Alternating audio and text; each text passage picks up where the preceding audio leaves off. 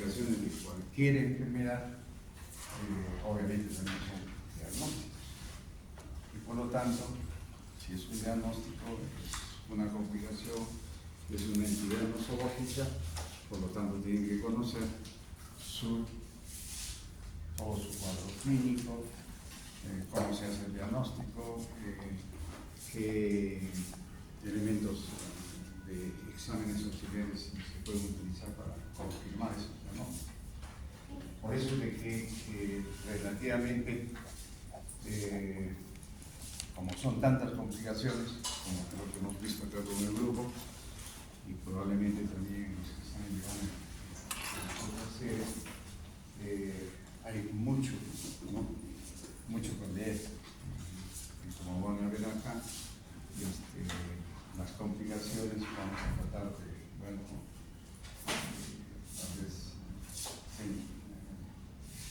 sintetizarlas en lo más importante, ¿no? Porque pueden haber complicaciones que a veces no se ven, ¿no? Y lo más importante, como digo, es que ustedes, así como hemos hecho en la clase anterior, el médico tiene que estar capacitado para poder observar los signos del paciente y a partir de los cuales tenemos que sospechar la complicación, ¿no? Entonces, de eso se trata ahora este tema, porque revisar cada una de las complicaciones son clases que ustedes probablemente lo van a llevar también en cirugía 2 o inclusive en cirugía 3. Entonces, porque en cirugía 3 creo que se maneja más la parte de técnica quirúrgica y eso se lleva relacionado con anestesiología, ¿no? Entonces ahí van a ver todas las complicaciones de anestesia. Bueno, entonces pasa la siguiente. Entonces, como ya les hemos dicho, o sea, lo más importante es que observen, ¿no? Porque semiología es observar, médico tiene que observar y darse cuenta de qué es lo que está viendo, ¿no? A ver, observa, describe lo que observa.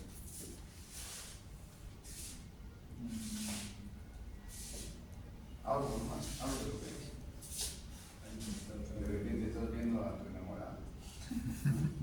No es así. El cerebro ve lo que quiere ver. A ver, ¿qué ves? Veo una estatua de San Martín de Porres. Hasta ahí nomás. Una estatua. No sabemos de quién es. Probablemente sea de San Martín de Porres. Entonces le preguntaríamos por qué. Igualitos son las complicaciones. Me parece que es una sepsis. ¿Pero por qué?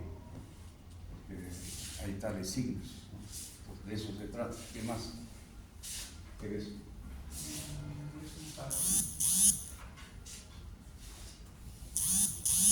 ¿Qué más?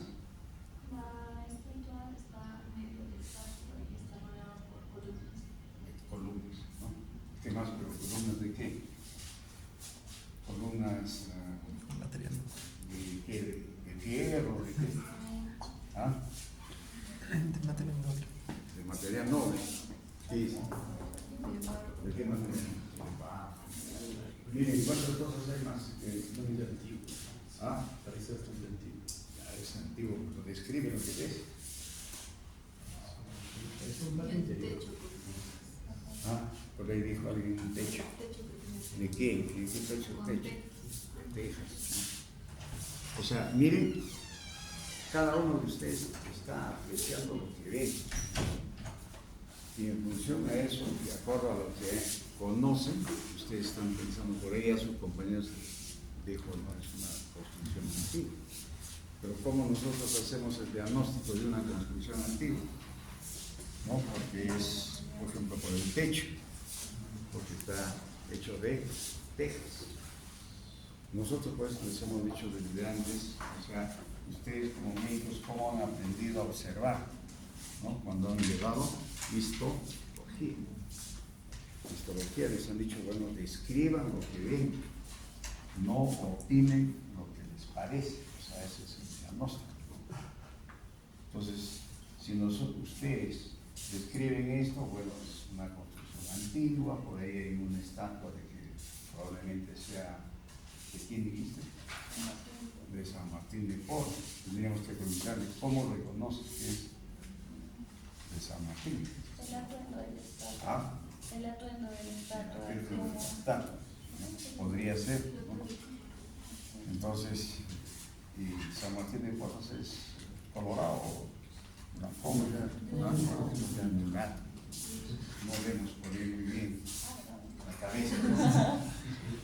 Entonces, si no es mulato, como dice su compañero, por lo tanto no es San Martín de Porres. Por lo tanto, la complicación que ella está presumiendo tampoco es. Es franciscano. ¿Ah? Es franciscano. Entonces, para que ustedes reconozcan eso, tienen que conocer, no se olviden, ¿no? Entonces, si ustedes no conocen las enfermedades, no reconocen los signos, pues no van a hacer diagnóstico.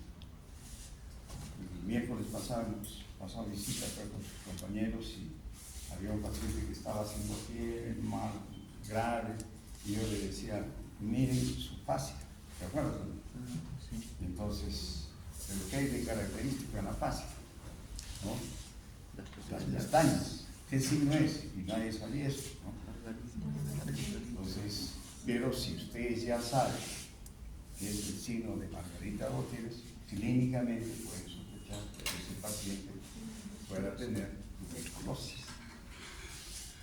Solo así van a ser diagnósticos, porque si no, miren, ahorita cada uno tiene una opinión de acuerdo a lo que tienen en su cerebro, ¿no? Y como habíamos dicho en la clase anterior también, la neurociencia ahorita es prácticamente el boom, ¿no?, de estos años en los cuales todavía se sigue investigando acerca de cómo ustedes ahorita están pensando, qué están relacionando, y eso está en función a sus conocimientos que tienen en su corteza cerebral, que están en los diferentes hemisferios, ¿no? Entonces, todo eso ahorita revisen ustedes acerca de la neurociencia y se van a dar cuenta que todo lo que ustedes saben o conocen es diferente. Por eso es que les hemos dicho de que los médicos tenemos diferencias. ¿Por qué? Por lo que estamos ahorita comentando. Pues, por lo tanto, tienen que leer más, tienen que conocer más, ¿ya? Vamos a pasar ahorita rápidamente con las cosas, ¿no? Igual acá. A ver, ¿qué observas? Primero una cicatriz grande, secreciones, ¿Dónde está la cicatriz? ¿En qué parte de la dona? mesogastria.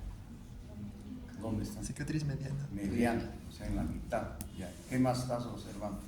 Una secreción de aspecto verdoso. Verdoso, ¿no? ¿Dónde estás viendo esa secreción verdosa? Una grasa. En una gasa, eso se llama un apósito, ¿no? Ahora, normalmente un paciente, ¿dónde está rotando? En el carrero. ¿Ah? No, en el salud. En salud. ¿Has visto algún paciente con estas características? Sí, doctor, pero cuando llevé cardiovascular, yo con un cirujano general Ya, y la paciente tenía le habían hecho una ileostomía. ya. Y en la ileostomía viste esa, No la cicatriz, sino la secreción, la coloración. Si es así, ¿qué tipo de ostomía es? ¿Era ileostomía o era yeyunostomía? ¿Te acuerdas o no? Tienes que robar, ¿no?, por la secreción, ¿no? Acá en el grupo ya han visto, ¿no?, con una secreción verdosa, relativamente es yeyunostomía. Entonces nosotros les estamos enseñando así en el grupo, o sea, lo que están viendo, ¿no? Entonces, pero ahora uno podríamos decir, si está la herida operatoria ahí, en vez de que salga secreción verdosa, debería salir secreción, como han visto en los apóstoles, cuando el paciente recién ha sido operado. Sanguinolento. ¿Por qué? Porque es reciente, ¿no? O podría de repente no haberse hecho una buena hemostasia y en vez de que sea, salvo que la sangre en Marte, ¿no?, sea de color verde, ¿no? acá es de color rojo. Pues eso no es algo normal, ¿no? Entonces, aparte de eso, de que ya ustedes, viendo la herida operatoria, podrían más o menos sospechar el tipo de complicación. Y estarías sospechando de esa secreción.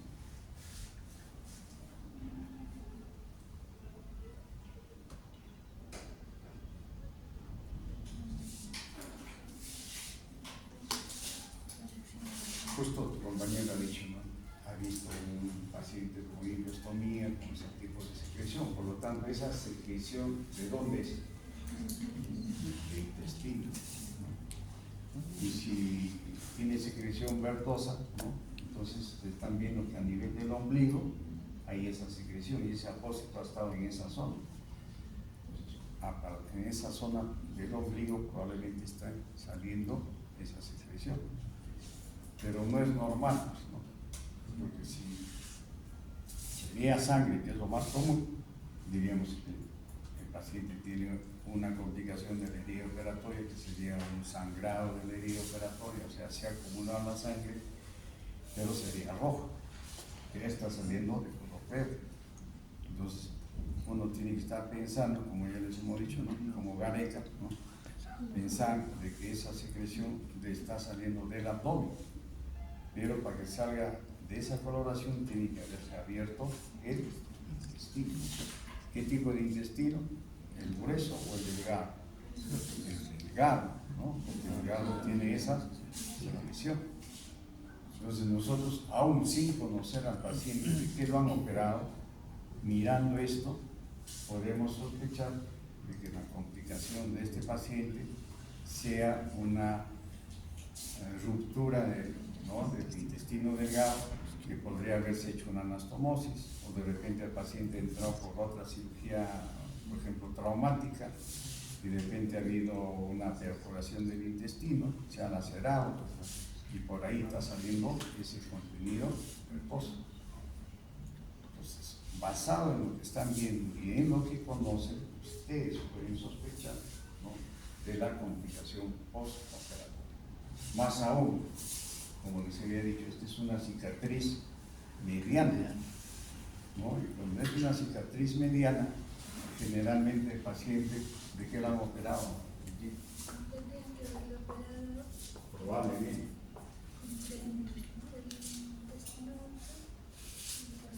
Del intestino, pero dime un diagnóstico. Una obstrucción intestinal, donde de repente han hecho resección intestinal y han hecho una anastomosis. ¿Qué otra cosa más podría haber? Una isquemia mesentérica. ¿Ah? Una isquemia mesentérica, en la cual se ha desplazado el intestino y han tenido que hacer una anastomosis. Entonces, la anastomosis se ha abierto, eso es lo que se llama una dehiscencia, y a partir de ahí, ¿no?, empieza a salir el contenido intestinal. Por otra parte, ustedes están viendo que al otro lado hay una bolsa colectora. Generalmente a veces se ponen esas bolsas colectoras cuando se pone un drenaje, ¿no? O sea, un tren tubular o un tren laminar, que a veces nos sirve para también recibir una información de lo que está pasando en la cavidad abdominal, ya sea por las complicaciones, como en este caso, ¿no?, o para ver el drenaje, si ha sido operado de repente de una peritonitis, a través del drenaje va a salir secreción purulenta. Entonces, todas esas cosas ustedes tienen que observar. ¿Para qué? Para determinar la complicación, ¿no?, que está presentando el paciente. El día miércoles ya nosotros habíamos visto buena cantidad de pacientes en el servicio. No sé si se acuerdan que una paciente estaba preparándose para ir a la sala, ¿no? Y la paciente tenía una herida parecida a eso, igualito el apósito, al final igualito estaba saliendo secreción de ese color. Yo tengo una foto para otras clases. Entonces, esos pacientes generalmente han sido pacientes que se han hecho una laparotomía, el diagnóstico inicial, como dijo su compañera Lee, podría haber sido una obstrucción intestinal o un isquemia, ¿no? Como es a ver. Pero hay que evaluar, porque si este paciente no se soluciona esta complicación, porque un paciente que presenta secreción en la cavidad abdominal, ¿qué va a presentar? ¿Qué diagnóstico? Peritonitis. Y la peritonitis va a originar sepsis y el paciente se va a morir con shock séptico, ¿no? Entonces esa es la secuencia. Entonces, y ustedes como médicos, eso es la fisiopatología, ¿no? Y de eso realmente a veces se trata la clase que nos está faltando hacer, ¿no? Pero ustedes en realidad también ya la han llevado, ¿no? O sea, la fisiopatología. Entonces, miren, solamente observando un paciente, observando esta lámina, puede sospechar de las complicaciones del paciente, ¿no? Entonces, lo que vamos a tener a continuación ya es una cosa más rápida de todas las complicaciones que hay en el postoperatorio, ¿no? La siguiente. Entonces, lo más importante es el concepto. El postoperatorio es prácticamente todo lo que, el tiempo que ocurre en un paciente que ha sido operado desde el momento en que se terminó la operación, o sea, desde el momento en que el cirujano dio el último punto, cerró y el paciente va a pasar a la sala de recuperación. Entonces, a partir de ahí, todo es postoperatorio, que es lo que vamos a ver ahora, la siguiente. Y se divide en estas tres fases: el postoperatorio inmediato, también llamado fase posanestésica, el postoperatorio inmediato, fase postoperatorio intermedia, y el postoperatorio tardío, también llamado como fase de convalescencia. Ustedes eso van a escuchar a muchos pacientes, no solamente quirúrgicos, sino en la parte médica. Dicen, no, ¿cómo estás? No, estoy convaleciente de la enfermedad, o sea, está en un estado tardío de recuperación, ¿no? La siguiente. Entonces vamos a ver qué complicaciones hay en estas fases, ¿no? Entonces, en el postoperatorio inmediato, ¿no? O posanestésico, es desde que el paciente sale de la sala de operaciones y pasa generalmente a la sala de recuperación. Esto puede durar horas, ¿no? O minutos, o dependiendo del tipo de cirugía, puede a veces extenderse a unas 24 horas, sobre todo, por ejemplo, en cirugías cardíacas, ¿no? O cirugías pulmonares. Pero en la gran mayoría realmente dura, como ven ahí, minutos o a lo mucho 2 o 3 horas, ¿no? Lo siguiente. Lo más importante es que en este postoperatorio inmediato el paciente tiene que estar bajo vigilancia. Antes, cuando no estaba bien determinado esto, el paciente se agravaba en el postoperatorio inmediato y lo llamaban al cirujano, ¿no? El cirujano estaba de repente en consultorio o estando por el servicio de hospitalización y lo llamaban cirujano, pero ahora no. Ahora tienen que estar los anestesiólogos. Por eso es de que la Asociación Americana de Anestesiología ha planteado eso, ¿no? De que todos los pacientes deben estar bajo cuidado posanestésico por un anestesiólogo. ¿En qué unidad? En la unidad de recuperación post-anestesia. La siguiente. Entonces acá ya depende de dónde están ubicados los hospitales, o sea, si es en la selva, en la costa, en la sierra, es un hospital del nivel 3, del nivel 2, y cómo es su centro de sala de operaciones. Yo no sé si conocen Jauja, el hospital de Jauja, yo he trabajado un tiempo ahí, no había sala de operación en Jauja hace muchos años. El paciente salía de sala de operaciones y se iba a la sala de hospitalización, y para pasar de sala hasta hospitalización tenían que llevarlo en la camilla por unas especie de calles que había ahí, no sé si hasta ahora existirá, y no pasaba la hora, no pasaba directamente a hospitalización, y inclusive le ponían su frazada y si estaba lloviendo le ponían un plástico, ¿no? Y así lo llevaban al paciente. O sea, solamente se recuperaba unos minutos, ¿no? En la sala de operaciones y de ahí lo pasaban. Entonces, por eso digo, esto es variar.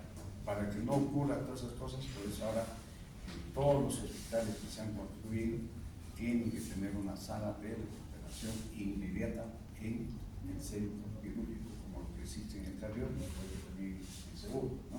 ¿Han entrado a la sala, no? ¿Sí? Acá han tenido suerte también este grupo, los otros grupos, a veces no ha habido oportunidad de entrar a la sala. La siguiente.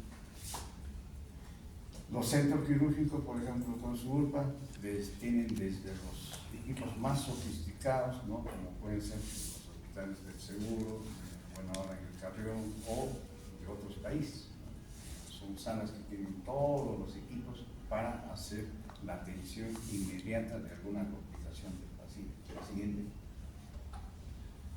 Toda esta recuperación, como estaba diciendo, es dirigida por los anestesiólogos. Ellos son los que ahora los responsables de velar por el paciente desde que sale de la sala de operaciones hasta la sala de recuperación, que está inmediata en el centro clínico. Eso ha permitido ahora de que hayan disminuido las complicaciones postoperatorias inmediatas, ¿no? La siguiente. El otro personal que trabaja en sala de operaciones son las enfermeras. Aún estando el anestesiólogo que está pendiente de la evaluación del paciente es la enfermera. Tiene que ver con todos los controles de las funciones vitales o con los monitores que tienen a veces en estas unidades donde están controlando, digamos, al paciente en su recuperación anestésica. La siguiente. Entonces, acá vamos a pasar rápidamente lo que ya ustedes han estudiado. O sea, el cirujano realmente deja pues indicaciones en el postoperatorio inmediato de acuerdo al tipo de diagnóstico que tiene el paciente. Si el paciente ha perdido sangre, ha perdido líquidos, no sé qué reponer esos líquidos, ¿no? De acuerdo a lo que ustedes ya saben, los requerimientos. Ahí no nos vamos a detener mucho. Lo siguiente, tanto agua como electrolitos de acuerdo al balance que tiene el paciente en su preoperatorio, ¿no? Y de acuerdo a la patología que han presentado, ¿no? La siguiente. Tanto la hidratación, ¿no? Tiene que ver con las pérdidas de electrolitos, que también igualito ya ustedes ya saben cuáles son sus requerimientos, no nos vamos a detener en más, avanza. Las pérdidas insensibles que se calculan, ¿no? Los electrolitos, ¿no? La siguiente. De igual forma, los trastornos del equilibrio ácido-básico también, ¿no? A veces, por eso es que es importante que estos pacientes, sobre todo los que están con sepsis, hay que hacerle su dosaje, ¿no? Con el agua, ¿no? La siguiente. Miren, esto es la URPA del Carrión, ¿no? Los que han ido a la sala, no sé si se han dado cuenta, no les olvidan, la siguiente. Entonces, en el postoperatorio inmediato, de todas maneras, lo más importante es la clínica. En algunos habrán monitores y también, si el paciente necesita algún examen de laboratorio, hay que solicitar, ¿no? La siguiente. Entonces, la clínica, lo más importante, los controles de las funciones vitales, ¿no? Y el estado del paciente desde el punto de vista neurológico, sobre todo para la recuperación de la anestesia. La siguiente. Entonces, hay que hacerle su escala de grado, eso ya lo saben ustedes, ¿no? El personal de enfermería también aplica eso, o el mismo anestesiólogo. La siguiente. Todo eso hay que monitorizar, ¿no? Ya sea en los monitores o mediante también lo que estamos comentando de los análisis bioquímicos, ¿no? Por ejemplo, si el paciente está sospechando que está sangrando, hay que controlarle un control de hemoglobina, hematocrit o un hemograma, ¿no? O el paciente es diabético y de repente no despierta, pues hay que hacer un control de glucosa, ¿no? La siguiente. Ahora vamos a ver, como digo, a grandes rasgos, ¿no? Todas las complicaciones que van a haber en los diferentes aparatos y sistemas. La siguiente. Entonces, el sistema nervioso central, lo más importante es, el problema más crítico es el despertar de la anestesia. ¿Eso de quién depende? Depende del anestesiólogo, del tipo de anestesia que le han puesto, ¿no? Entonces, a veces pueden existir sobredosis, ¿no? de la anestesia y el paciente no se despierta. Normalmente debe despertar en 30 minutos, ¿no? O excepcionalmente una hora, pues el paciente no despierta. La familia está esperando afuera, ¿no? Para que les informe. De repente pasan 2 horas, 3 horas, 4 horas, ¿qué pasa? ¿Quién después le da el informe? Tiene que ser el anestesiólogo, ¿no? Entonces, sin embargo, la hiperventilación excesiva también puede retrasar, ¿no? El despertar. La hipoglicemia que estamos comentando también puede retrasar, ¿no? El despertar, así como la crisis decisional.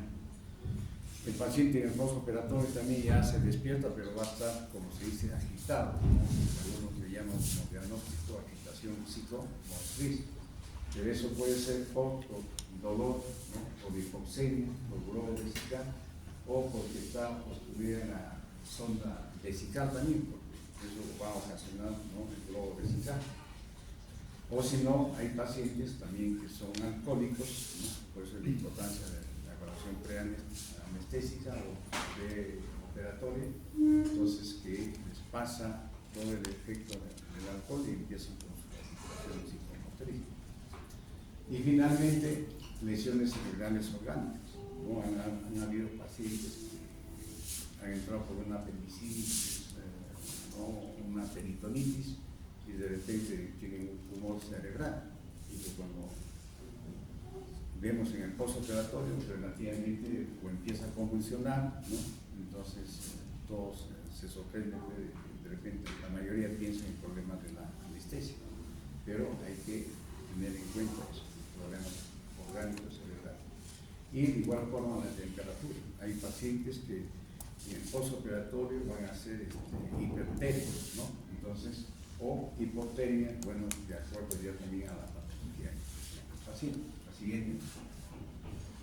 En los problemas cardiovasculares, lo más importante, por eso cuando hemos hecho la evaluación preoperatoria, ¿no? Es que el paciente puede ser hipertenso, ¿no? Entonces, hay pacientes que no han controlado bien su hipertensión, ¿no? Entonces, el paciente, si hay una hipoxemia, una hipercamia, también puede subir su presión, ¿no? O inclusive en la hipovolemia, ¿no?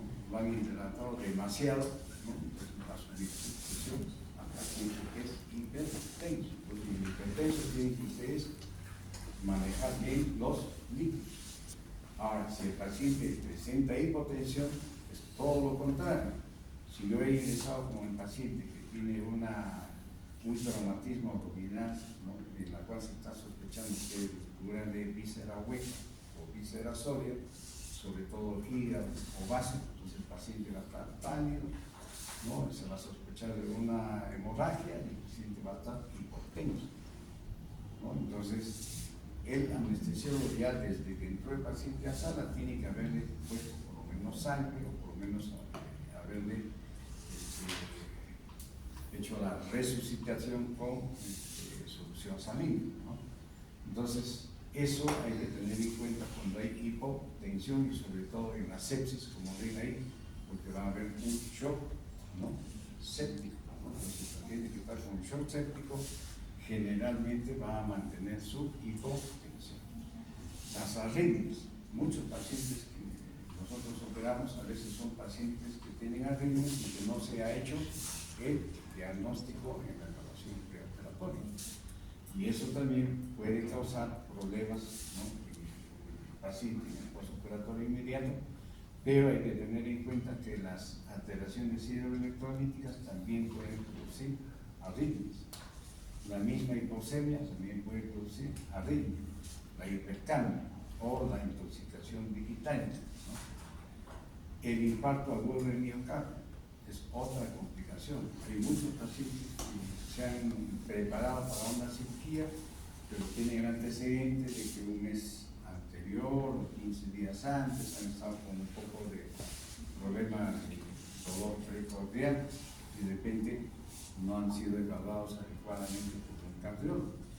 Y esos pacientes pueden hacer un infarto agudo del acto operatorio. Entonces, pero va a ser como una complicación intraoperatoria o en el postoperatorio. De igual forma, la embolia pulmonar. ¿Dónde vamos a sospechar pacientes con embolia pulmonar? Son aquellos pacientes que tienen varices. Por eso ahora ustedes habrán visto que a los pacientes se ponen su vendaje, ¿no? Para evitar los émbolos y de esa manera evitar una embolia. Y lo que no se quiere, ¿no? Sale de operación en el postoperatorio inmediato, que el paciente, por cualquiera de estas circunstancias, el paciente haga un paro cardiorrespiratorio. La siguiente. Las complicaciones hemodinámicas más están relacionadas a lo que estamos comentando, a la baja de volumen, y la baja de volumen está en función o a el paciente está sangrando o el paciente está deshidratado, ¿no? Entonces cualquiera de las dos va a causar hipotensión e inclusive si hay hipotensión va a bajar el volumen de aporte al riñón y eso puede complicarse con una insuficiencia renal aguda, que lo vamos a ver también igual la siguiente. Entonces la hemorragia, ¿no? Generalmente la vemos más en los traumatismos abdominales, como les estaba comentando. Sin embargo, la hemorragia también se puede presentar en aquellos pacientes que de repente son portadores de una úlcera gástrica o duodenal, ya sea péptica o si son adultos mayores por una úlcera maligna. El paciente entra a operarse de una colelat y por el estado de estrés, entonces el paciente en el postoperatorio, ¿no? Empieza a bajarle la presión, se empieza a poner pálido, ¿no? E incluso empieza a vomitar y empieza a vomitar una hematemesis. Entonces el paciente, la mayoría dice, este paciente, ¿no? ¿Por qué está con hemorragia digestiva? No va estudiado y empiezan todos los problemas. Entonces, por eso es importante hacer una buena evaluación preoperatoria. Lo otro es que si el paciente ha sido operado de un traumatismo abdominal, siempre va a haber sangrado, por eso es que se ponen los drenajes. Pero en aquellas cirugías, por ejemplo, de hígado, que nosotros, como ustedes de repente vean ahora en los hospitales, van a ver que hay casos de muchos pacientes que se operan de la vesícula y de repente por un incidente que ha habido se ha lacerado de repente el hígado, ¿no? O al momento de hacer la colecistectomía lesionan el hígado y el hígado sangra. Y entonces hay que ponerle puntos, a veces con los puntos no se puede hacer la hemostasia del sangrado y hay que ponerle lo que se llama un taponamiento hepático cerrado y obviamente con un dren. Ahora, si han hecho las suturas, si les han pensado de que el cirujano que ya paró el sangrado, hay muchos cirujanos que no les gusta dejar drenes, ¿no? Entonces, y si el paciente empieza a sangrar, le sube la presión, entonces va a empezar a presentar, o sea, lo que se llama un hemoperitoneo. Entonces, el paciente va a empezar a bajar su presión en el postoperatorio inmediato y si el anestesiólogo tiene esa capacidad de darse cuenta de todos estos problemas, llamará al cirujano. En cambio, cuando uno deja un dren, el mismo anestesiólogo, ¿no? Ve que del dren está saliendo sangre, le han cambiado la enfermera, le han cambiado el apósito, sigue sangrando en 1 hora, 2 horas, y si el paciente está sangrando, hay que volver a operar, ¿no?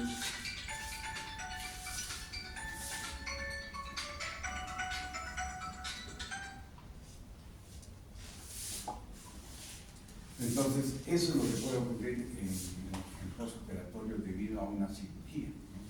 Si el médico, así como ahora que hemos empezado, no se da cuenta, no observa, no evalúa su paciente que está hipotenso, que está pálido, o si le han dejado un dren y lo ven y no lo destapan para ver cómo está el apósito, ¿no? Entonces, tienen que darse cuenta.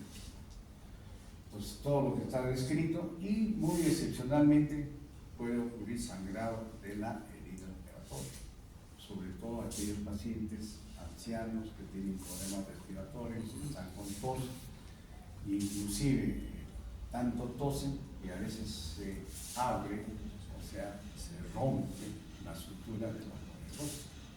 Y muchas veces eso está, como todos los tejidos irrigados, ¿no? Se rompe la ponerosis y se rompen los vasos y se hace un hematoma en la herida operatoria. Entonces, por la herida, así como hemos visto en la primera diapositiva, se ve un apósito manchado de sangre.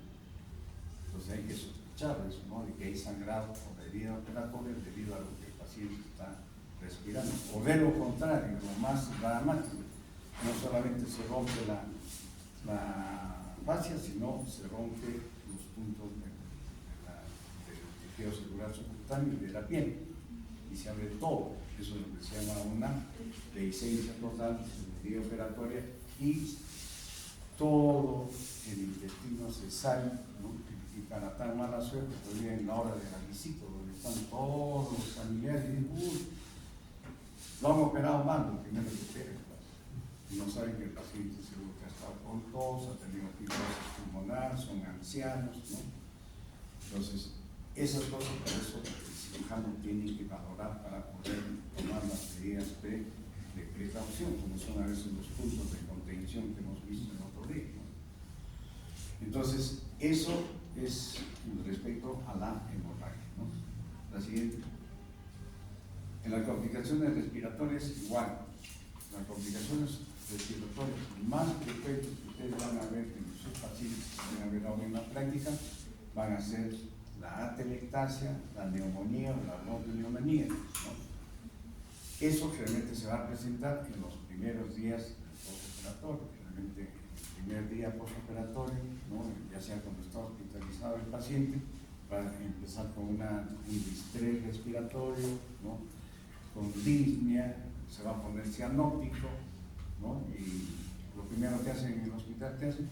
Y te consultan neumólogo, como si el médico no puede hacer diagnóstico de una neumonía. Hay que tomarle una placa para ver si es una neumonía o es una atelectasia, ¿no? Entonces, esas son las complicaciones más frecuentes desde el punto de vista respiratorio. Pero algunas veces también puede ser por tromboembolismo, ¿no? Entonces,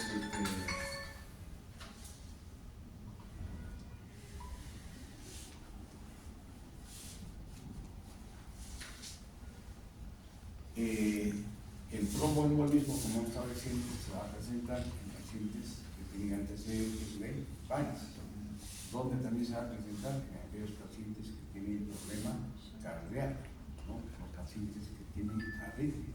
A veces no les prestamos atención a esas cosas, pero cuando se presenta la complicación, recién viene el problema dramático, ¿no? Entonces, y eso va a causar no solamente las patologías en el paciente, y dependiendo del tipo de paciente, la complicación va a ser más severa o con un pronóstico de recuperación, ¿no? Aunque uno no lo quiera, pero eso ustedes tienen que saber eso.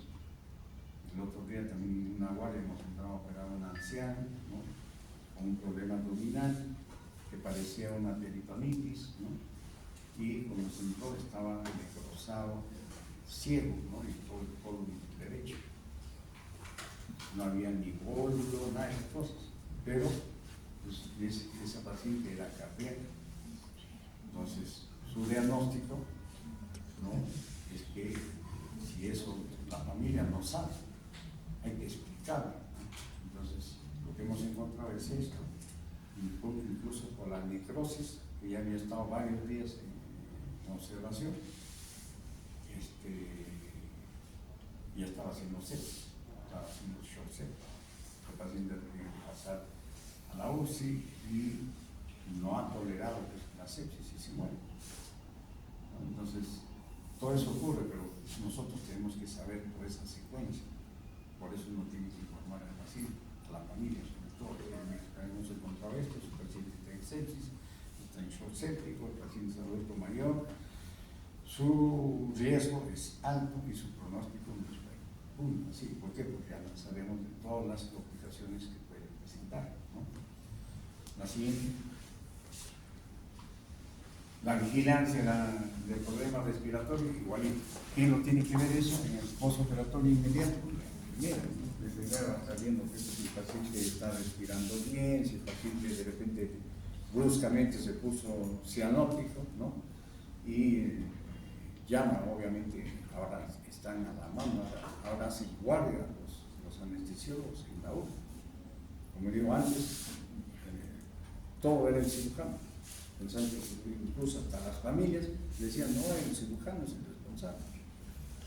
Imagínense que hay una sobredosis de anestesia, ¿quién es el responsable? El anestesiólogo. Tenemos que cargar con eso, los cirujanos. Pasa a la siguiente. Entonces, la enfermera es importante el trabajo en la URI, ¿no? La siguiente. Entonces, el problema de la hipoxia es ahora sencillo, ¿no? Porque ustedes tienen ahora su pulso oxígeno.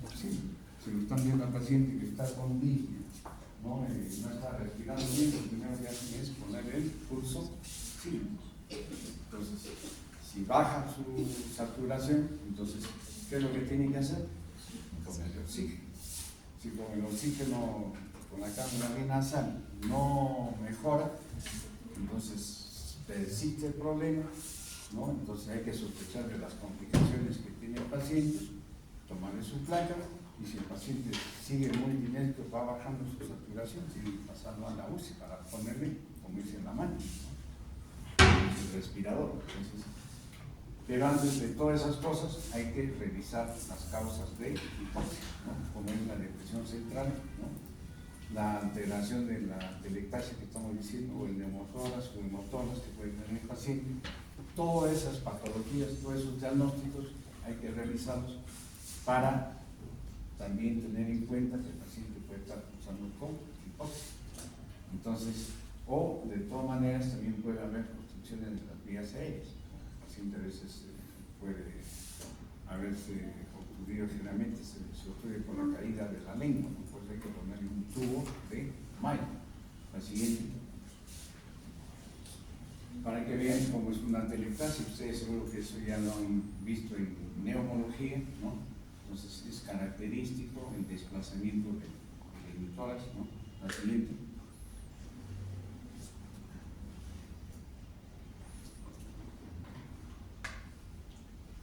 De la urpa, el paciente, si se agrava y es manejable médicamente, ¿a dónde va a ir? A la UCI.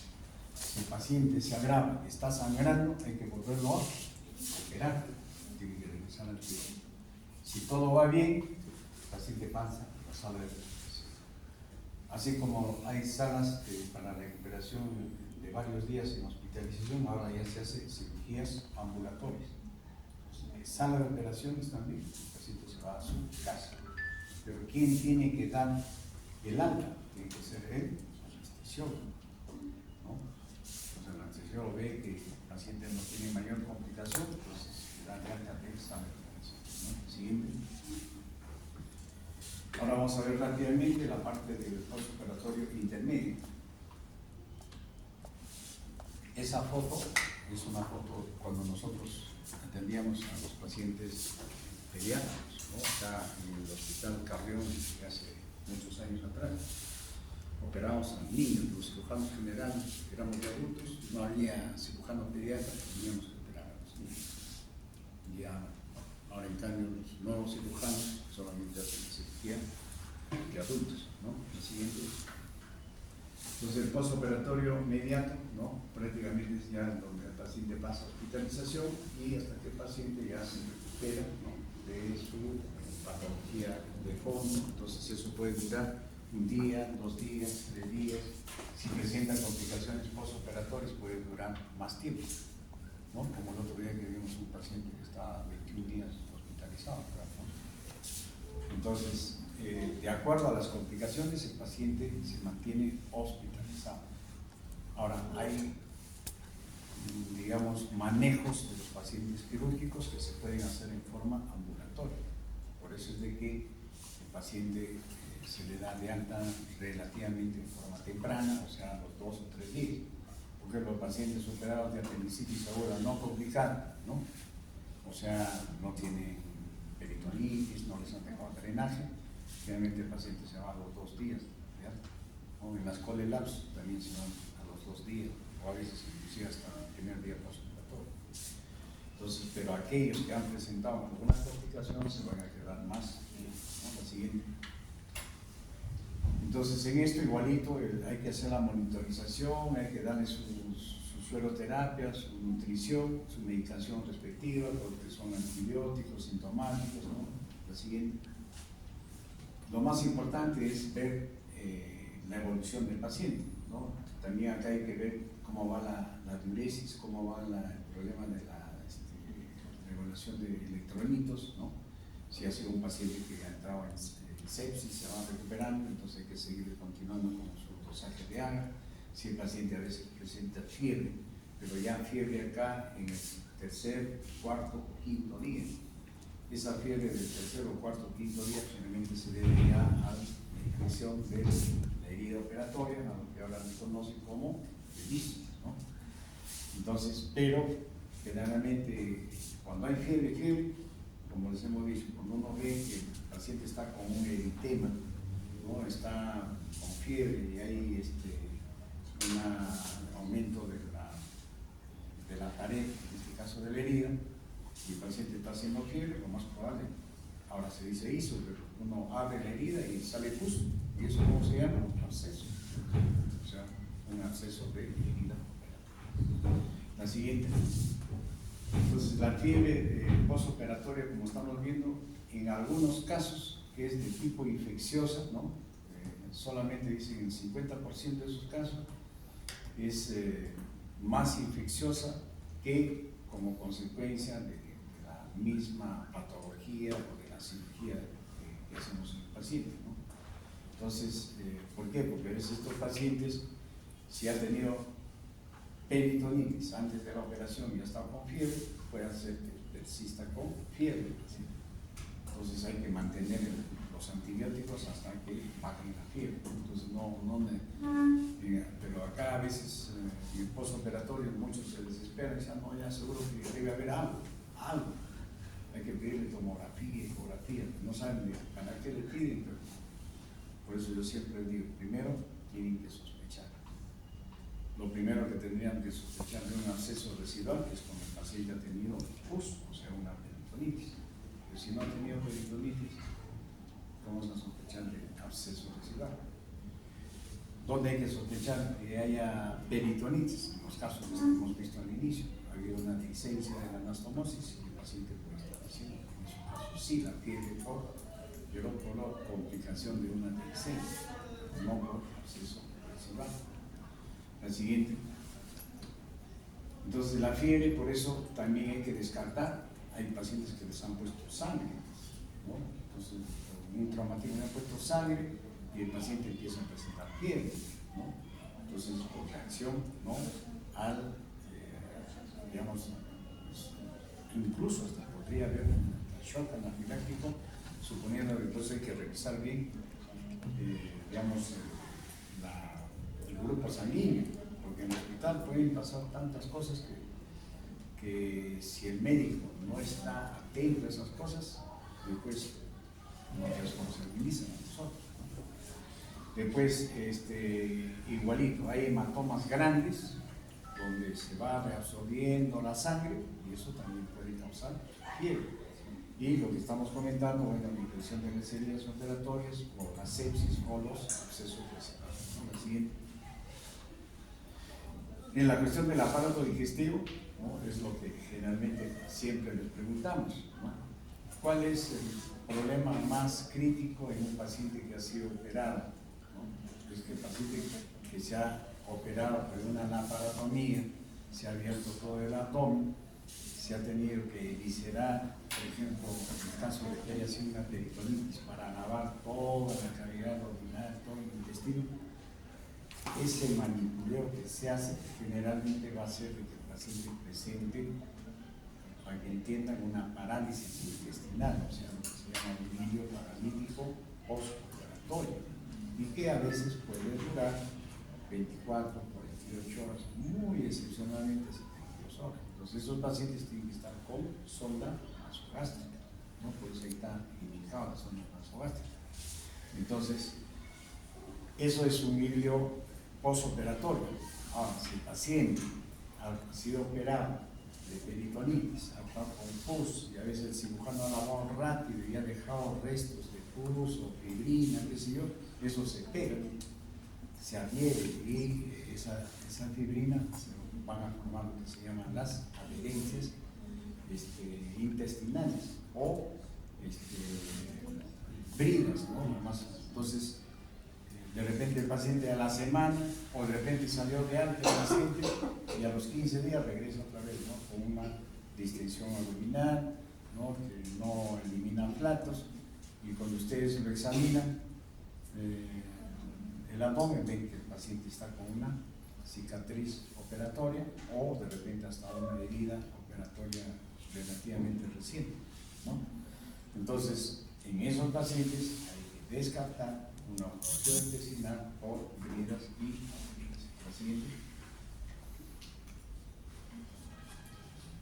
Entonces, en estos casos, generalmente la única diferencia, como estamos diciendo, es con el medio paralítico, postoperatorio, o de repente el paciente ha estado en sepsis, tiene disturbio hidroelectrolítico, o el paciente es diabético y de repente no está bien controlada su glucosa y hace un hilio. Entonces hay que regular eso para que el paciente se recupere. Entonces el hilio paralítico es diferente al hilio patológico o hilio mecánico, ¿no? Están viendo ahí todas las que hemos comentado, ¿no? Peritonitis, ¿no? O el manipuleo del intestino. La siguiente, o las adherencias. La siguiente. Generalmente, cuando es mecánico, relativamente, lo primero que hay que hacer es sonda nasogástrica, es buena hidratación y su hemograma. ¿Por qué? Porque hay que descartar que esté haciendo una isquemia, ¿no? Una hipoxia por la obstrucción. Pero si no hay isquemia, el hemograma está dentro normal, el abdomen está blando, eso es un hilio paralítico. Hay que corregir, hay que buscar la causa del hilio paralítico, que generalmente, como digo, es de manejo médico. La siguiente. Si el paciente por estos problemas va a presentar signos de deshidratación, ¿no? El paciente va a estar con mucha sed, ¿no? Entonces, y si el paciente está deshidratado, lo único que tiene que hacer es reponer las pérdidas de líquidos. Ahora, si no lo reponen, ¿cómo se dan cuenta que también el paciente está deshidratado? A veces le ponemos su sondita Foley. El paciente va a bajar su diuresis, la orina va a estar concentrada, ¿no? Entonces el paciente va a estar con las mucosas secas. Entonces, ese paciente, su diagnóstico es deshidratación, y muchos no ponen ese diagnóstico. Pues deshidratación es un diagnóstico. Entonces, ¿cuál es su manejo? Hay que poner sus líquidos, ¿no? Y sus electrolitos. La siguiente. Entonces, en la parte de complicaciones urinarias, relativamente, como hemos visto también al inicio, el paciente puede presentar una retención urinaria. ¿Cuál es el signo de retención urinaria?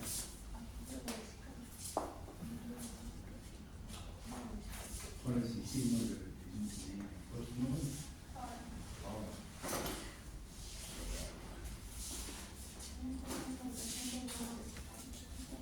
Nada, no. ¿Has encontrado un globo de esta? ¿No? Su mismo nombre está diciendo, un globo. Me imagino que han jugado carnaval, llegado ya no se juega carnaval, los globos. Entonces, un paciente que está postoperado y de repente, como hemos visto al inicio, el paciente está agitado y de repente no tiene sonda, entonces le examinan el abdomen y le van a encontrar, si sobre todo tiene un abdomen no muy, su pared no está con mucho tejido adiposo, entonces se va a poder palpar, ¿no? El globo vesical, ¿no? Entonces, lo primero que tenemos que hacer es un cateterismo, ¿no? una sonda Nélaco, ¿no? O si no, una sonda vesicana. Todo depende también cómo esté el paciente. Si el paciente está deshidratado, hay que ponerle mejor sonda, ¿no? Entonces todo depende, como digo, del diagnóstico del paciente. Entonces, el paciente le pone la sonda, el paciente deja de estar agitado, el paciente empieza a miccionar a veces 1 litro, 2 litros de orina. Entonces, por ejemplo, a veces hay pacientes que no pueden miccionar, o sea, cuando están hinchados, ¿no? Más aún si el paciente es un adulto mayor y ya hay sospecha que tenga de repente una hipertrofia de próstata, hay que ponerle su sonda, ¿no? Entonces, la única forma de aliviar, o sea, la retención urinaria, ¿no? No hay otra, hay que actuar, o sea, o hacer un cateterismo vesical. Lo siguiente. Esto es raro, salvo en aquellos pacientes que están muy deshidratados con un cuadro de sepsis o un cuadro de, digamos, de obstrucción intestinal con una deshidratación severa. El paciente va a presentar insuficiencia renal. Ahora, la insuficiencia renal no es de manejo quirúrgico, es de manejo médico. Por suerte ahora ya creo que seguros y ahorita en el cardiólogo ya hay nefrólogos y ya se disponen de equipos para la hemodiálisis. Entonces, diagnosticar la insuficiencia. ¿Cómo diagnosticas la insuficiencia renal? ¿Con qué examen? Con la hidrosis y la creatina. ¿Cuánto te va a tomar de creatina? Pediste opiniones. ¿Cuánto es el valor normal de la creatinina? 0.8. Hasta en los libros es diferente. Pero para que un paciente esté con insuficiencia renal, lo primero que he dicho sus compañeros, o sea, tengo que ver la diuresis. Si la diuresis en 24 horas, a ver, ¿quiénes son los más bebedores acá? Aldo. ¿Cuántas micciones por día? Ay, no sé. Está bien. Belleza. 1 litro y... Igual ¿Cuánto 0.5 por kilogramo. Ay, no, no, no. ¿Ah? 1500, 1200, depende de líquidos que tomemos también. Ahora que ya todo el mundo toma agua, yo también pues estoy en agüita, ¿no? Relativamente un promedio de 1000 a 1200, ¿no? Pero si a un paciente lo están controlando y la primera dice, doctor, el paciente ha mencionado 500 en 24 horas, o otro dice, no, 400, o por ahí alguien dice, no, el paciente no ha animado, 100 nomás en 24 horas. Lo primero que tienen que verificar es la sonda, si está la sonda bien en la vejiga, ¿no? Porque a veces está mal puesta la sonda, no hay diuresis, ¿no? Entonces, eso también tiene que verificar, ¿no? Entonces, si está permeable, todas esas cosas, entonces eso ya sería una anuria. Después, si es entre 400, ¿no? Promedio, una oliguria. Entonces, esos pacientes ya son pacientes que están cursando con insuficiencia renal.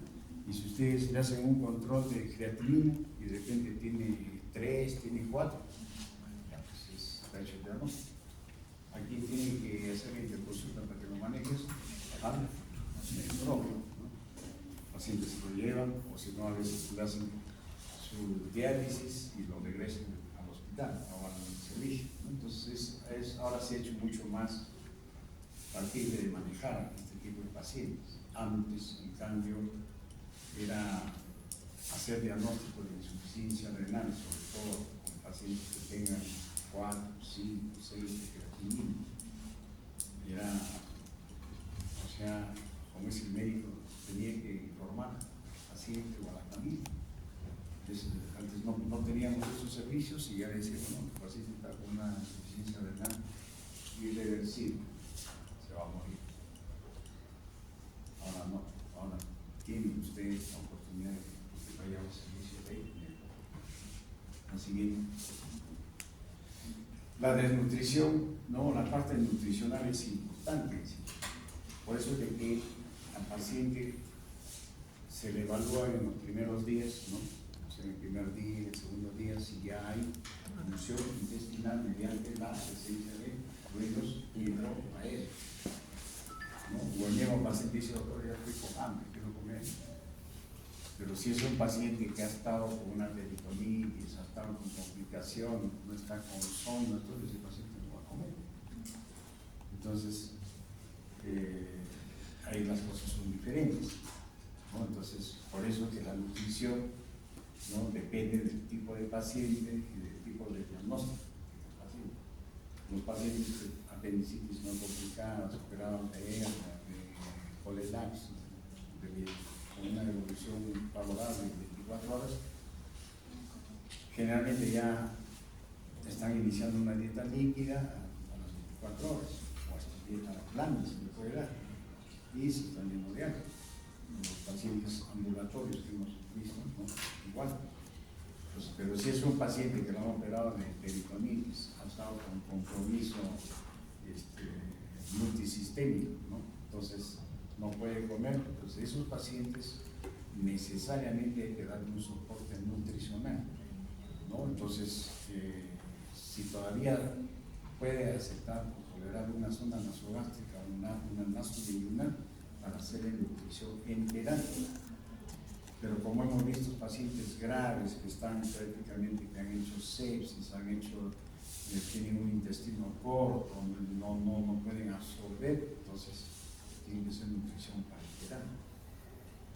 Y si el hospital no cuenta con un centro de nutrición parenteral, hay que referirlo a un hospital con ello.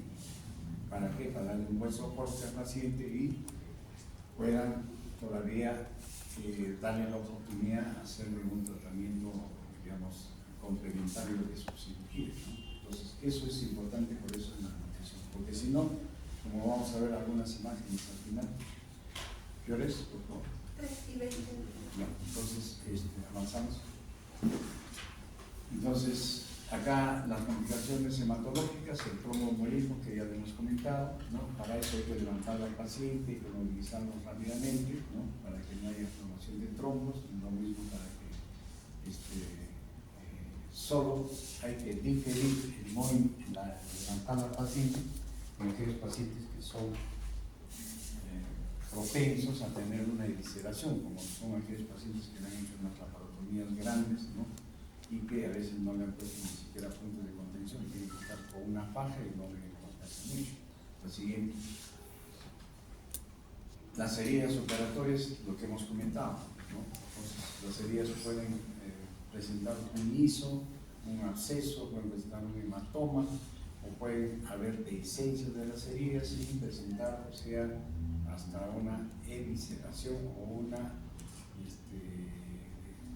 lo que se llaman evisceraciones bloqueadas, o sea, se ha abierto la tonerosis, pero lo único que le está sosteniendo al paciente es la piel, nada más los puntos de piel, ¿no? Entonces eso también ocurre. Muchos cirujanos a veces los dejan, ¿no?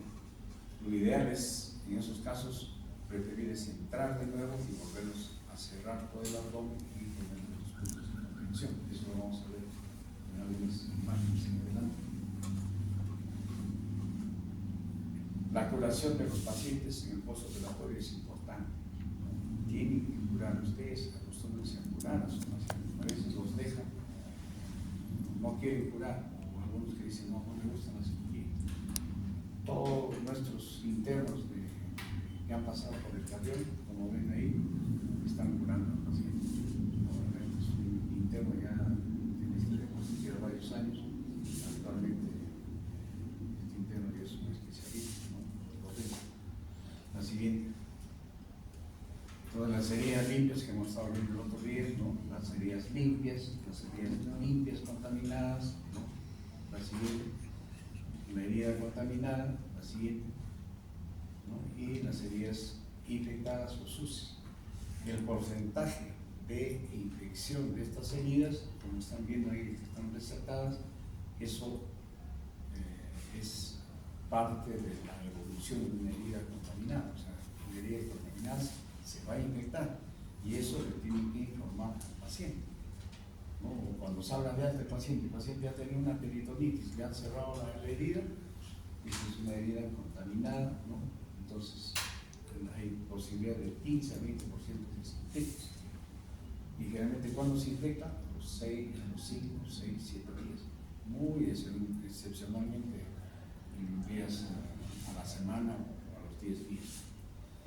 Inclusive a veces se han visto casos que han pasado a veces hasta meses, ¿no? Entonces, uno de los pacientes que hemos visto el miércoles, ¿se acuerdan de la pared que yo le curé? 2 meses lo que había pasado. La siguiente, la evisceración que hemos dicho, ¿no? O sea, los pacientes que tienen comorbilidades, como es la obesidad, pacientes diabéticos, los pacientes malnutridos, los pacientes con probable neoplasias ocultas, donde todas en general cursan con hipoalbuminemia, de preferencia el cirujano preventivamente debe dejarles los puntos de contención que ustedes han visto, ¿no? Entonces, ¿listos puntos de contención? Ahora van a verlo acá, ¿no? Entonces, porque si no, el paciente tose o hace un esfuerzo y se rompe todo y se sale por el intestino. Y eso, no tengo fotos, yo alguna vez tengo una foto de los familiares mirando su abdomen con todos sus intestinos afuera y hacen un escándalo en el hospital. Entonces, eso va a producir una evisceración.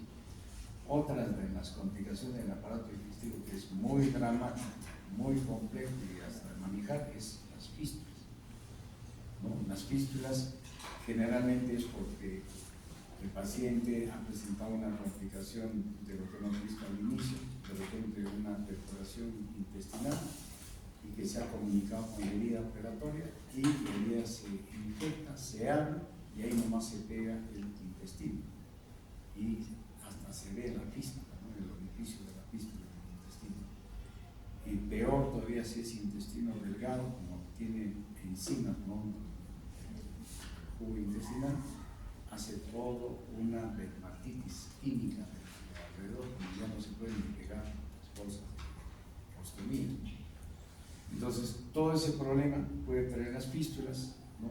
Y aparte de eso también, cuando ustedes revisen en sus libros, en sus revistas, vean fístulas, el manejo de las fístulas es complejo porque depende de la cantidad que sale, ¿no? Entonces, si salen poco y son fístulas bajas, son de mejor pronóstico. Si son fístulas altas y sale demasiado, son fístulas de mal pronóstico. Y eso va a causar con deshidratación, va a causar con desnutrición. Y al final, el paciente se va a morir. La siguiente. ¿Ven? Entonces, esta es una evisceración. Todo lo que se ha salido ahí es intestinal, ¿no? Se han roto los puntos, ¿no? Entonces, se sale todo el intestino. Eso hay que entrar, eso es una emergencia. El paciente lo preparan, le ponen en gasas húmedas, nada más ahí las enfermeras, y el paciente tiene que programarse menos de media hora, un cuarto de hora a sala de operación. La siguiente, entra a sala, tiene que lavar todo y tiene que volver a suturar toda la pared, y estos son los puntos, ¿no? De capitonaje.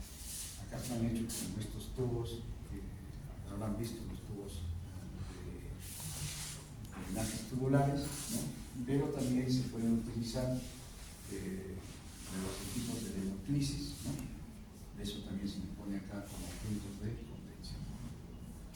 Y eso es ingenio del cirujano, ¿no? La siguiente. Y estas son las fístulas, ¿no? Entonces, esta es una colostomía, ¿no? En cambio, esta es una fístula. Miren, acá el intestino está ya en la misma herida operatoria. Entonces, y se ha hecho una dermatitis, ¿no? De toda la pared. El siguiente. Acá tenemos otro caso. Estos son casos recibidos del hospital, de otros hospitales de la región. A veces vienen de Tarma, vienen de Maceió, ¿no? Por todas estas complicaciones. El siguiente. Y como siempre, ustedes van a ser internos. Nuestros internos son los que se ingenian, ¿no? Para poder, digamos, evitar a que estos casos, o sea, tengan una complicación como la dermatitis química, ¿me han visto? ¿No? A veces solamente se pone en la bolsa cuando es pequeño, pero si es grande, hay que ir apegado las dos bolsas para que alcance toda la herida que está abierta. ¿Sí? Entonces, en esta fase del postoperatorio que estamos viendo en el servicio, a veces hay pacientes, así como que puede ocurrir esto en el postoperatorio inmediato, a veces hay pacientes que pueden tener también problemas en las transfusiones, como lo que hemos estado comentando. Puede haber un shock anafiláctico cuando hay puesto sangre a veces al paciente. A veces el paciente está en el piso y no se le quita, dice, ¿cuánto de hemoglobina tiene? Tiene 8, 9, ya le pondremos una unidad de sangre. Le indican la unidad de sangre y justo con esa unidad hacen la reacción anafiláctica. O puede presentar una urticaria. Entonces eso hay que tener cuidado, sin que ustedes como internos tienen que estar al lado del paciente. La siguiente. Esto es la parte dramática de las patologías que vemos. Por ejemplo, este paciente ha tenido una necrosis intestinal amplia, ¿no? A veces por isquemia intestinal, ¿no? Y ha terminado en una yeyonostomía y con otra complicación que ha sido el síndrome del intestino corto.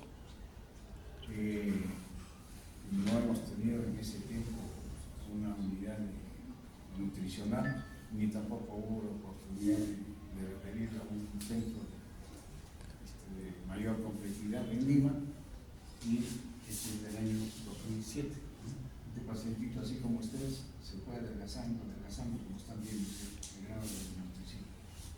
A los 3 meses, la siguiente. Y como les decía, también hemos tenido niños, ¿no? Nosotros en el hospital, vienen niños con colostomía, ¿no? Entonces, y los niños manejan su colostomía, ¿no? Esta es la etapa de convalecencia, la siguiente. Entonces, en la etapa de convalecencia ya lo que hay que ver es ya generalmente las heridas, cómo cicatrizan, a veces cicatrizan con todo lo que hemos comentado, por ejemplo, con dehiscencia de la herida operatoria, ¿no? Y que van a originar otras complicaciones. La siguiente.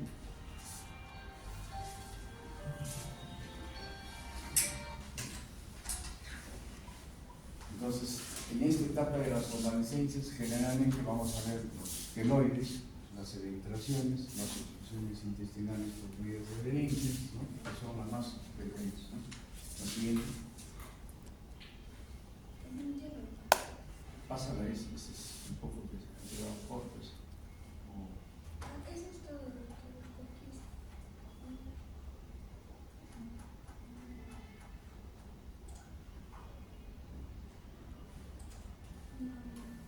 Ahí viene más, regresa. Avanza, ¿eh? Nada.